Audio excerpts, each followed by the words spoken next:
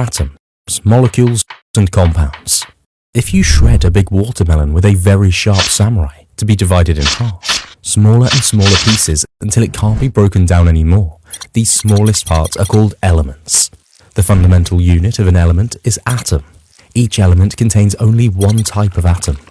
Noble gases such as helium, neon, argon, krypton, xenon, and radon are elements that exist as individual atoms, which is why they are called monoatomic elements. What are molecules? Unlike the elements that have only one type of atom, molecules are formed by two or more atoms that are chemically combined. Molecules can be diatomic or polyatomic. Diatomic meaning that the molecules are formed by the combination of two atoms. For example, a hydrogen molecule is formed by two hydrogen atoms chemically combined. This is how the hydrogen molecule is found in nature and can be denoted as H2. Polyatomic meaning that the molecules are formed by the combination of three or more atoms. For example, an ozone molecule is formed by the combination of three oxygen atoms. This is how the ozone molecule is found in nature and can be denoted as O3. What are compounds? Remember how molecules are two or more atoms that combine together? Compounds are also a molecule, but those elements must be different. For example, water is a compound. It is made by chemically joining an oxygen atom with two hydrogen atoms. The ratio of hydrogen atoms to oxygen atoms in water is 2:1.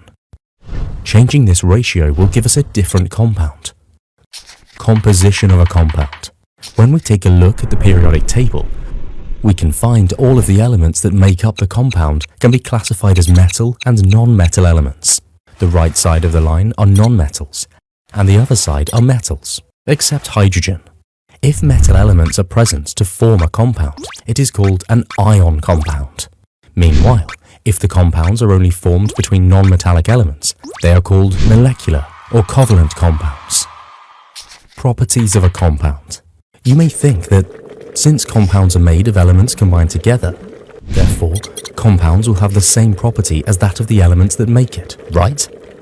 The fascinating thing is that this is not the case. A compound has different properties from the elements that form it. An example of this is that magnesium is a type of metal that burns in oxygen to form a compound called magnesium oxide. Magnesium oxide has different properties than both magnesium and oxygen. Magnesium is a solid with a silvery appearance. Oxygen, as we all know, is a colorless gas. However, magnesium oxide is a white solid. Naming compound. Naming compounds are relatively straightforward. For example, carbon and oxygen combine to form carbon dioxide. Sodium and chlorine chemically combine to make sodium chloride. And zinc and oxygen form zinc oxide. Chemical formula of a compound. A chemical formula tells us the types of elements present in a compound and the ratio of different atoms present in a compound. For example, H2O, the H and O tell us the kinds of elements present, and 2 tells us that there are 2 hydrogen atoms. Oxygen has nothing written with it. This means that only one oxygen atom is present.